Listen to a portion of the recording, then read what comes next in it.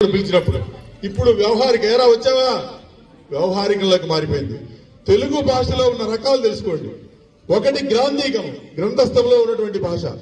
రెండు వ్యవహారికము, మామూలుగా వ్యవహారంగా మాట్లాడేది.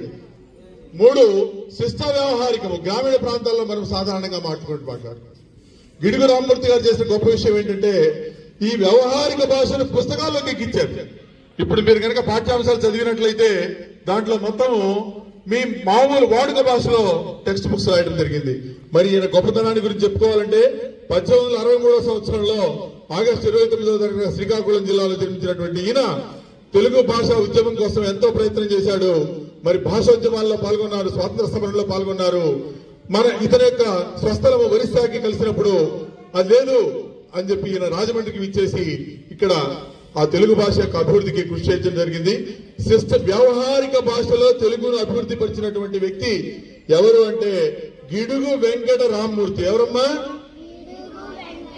గిడుగు వెంకట రామమూర్తి. తెలుగు భాషలో శిష్ట వ్యవహారిక మామూలు వాడుక భాషను డెవలప్ చేసి అక్కడ గ్రామీణంలో ఉన్నటువంటి సవర భాషను డెవలప్ చేసినటువంటి వ్యక్తి.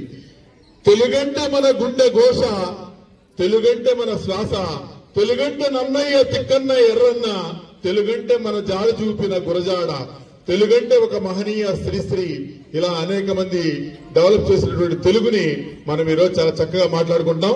అందరికీ మన పాఠశాల ప్రధానోపాధ్యాయులు, ఉపాధ్యాయులు, విద్యార్థులందరికీ కూడా తెలుగు భాషా దినోత్సవం సందర్భంగా శుభాకాంక్షలు తెలియజేస్తున్నాను.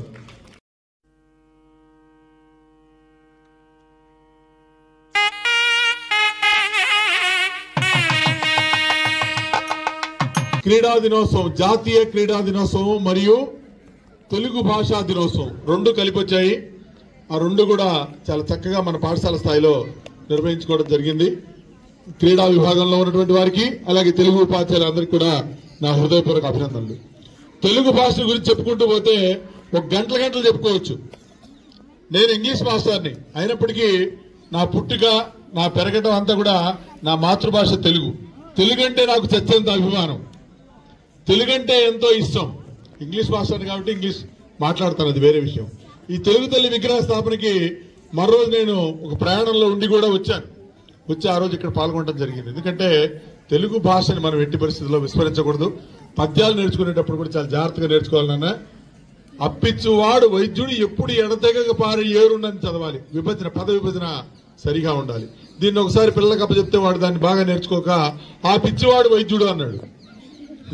ఆ పిచ్చివాడు వైద్యుడు అనేటప్పటికి అర్థం మారిపోతుంది.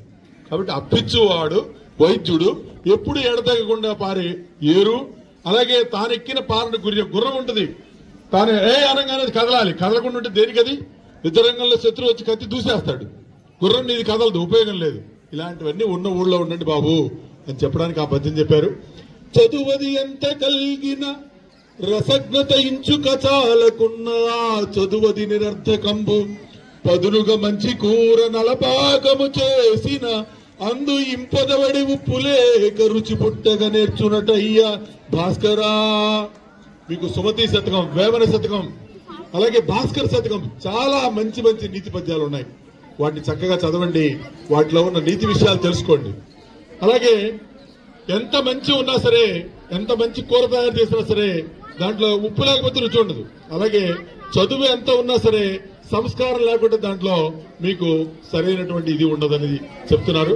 ఒక్కసారి తెలుగుని గురించి ఒక చిన్న విషయం చెప్పి ముగిస్తాను. 1 minute. తెలుగుని గురించి ఇది చంద్రబోస్ చెప్పినటువంటి మాటలు. అవి నాకు బాగా నచ్చాయి. వాటిని మీ ముందు చెప్పాలనిపించి వాటిని ప్రత్యేకంగా రాసుకుని మరీ చెప్పడానికి ప్రయత్నం చేస్తున్నాను. భాష అంటే మన గతపు గుండె ఘోష, భాష అంటే మన వర్తమాన శ్వాస, భాష అంటే మన భవిత పైన ఆశ. ఆది కవి నన్నయ్య అక్షరార్చన తెలుగు, తిక్కన్న చక్కంగా చెక్కింది మన తెలుగు. అన్నమయ్య పున్నమై వెలిగింది తెలుగు, త్యాగయ్య తీగలై సాగింది తెలుగు. పోతన్న పెద్దన్న ఎర్రన్న కేతన్న వికటాట్టహాసాల శ్రీరామకృష్ణన్న, విశ్వనాథుడు నిలిచే తెలుగు శిఖరాగ్రాన విశ్వ అవనిపై అభిమానమతడిది. అడుగుల జాడ నడిచాడు అందరినీ నడిపాడు గురజాడ. అంగనల స్వేచ్ఛకై అచంచలము అంగలేసిన కలం పేరు చలము. కవితయ్యను కన్యేకు పోరాట పురుషుడికి పెళ్లి చేసిన పురోహితుడు మన శ్రీశ్రీ. పంట చెలెల్ల పద సంచారి నండూరి, సుజ్ఞాన పీఠికలు సినారే రావూరి, భావ కవితల మేస్త్రి మన కృష్ణ శాస్త్రి, జాను తెలుగుల బోధి మన మల్లాది. తల్లి భాషకు అడుగు ముళ్లపూడి గొడుగు, గ్రామీణ భాషకు గొడుగు పట్టెను గిడుగు. అంత్యప్రాసల ముద్ర కాదే ఆరుద్ర, తెలుగు తలపై క్రౌను చార్లెస్ ఫిలిప్ బ్రౌను.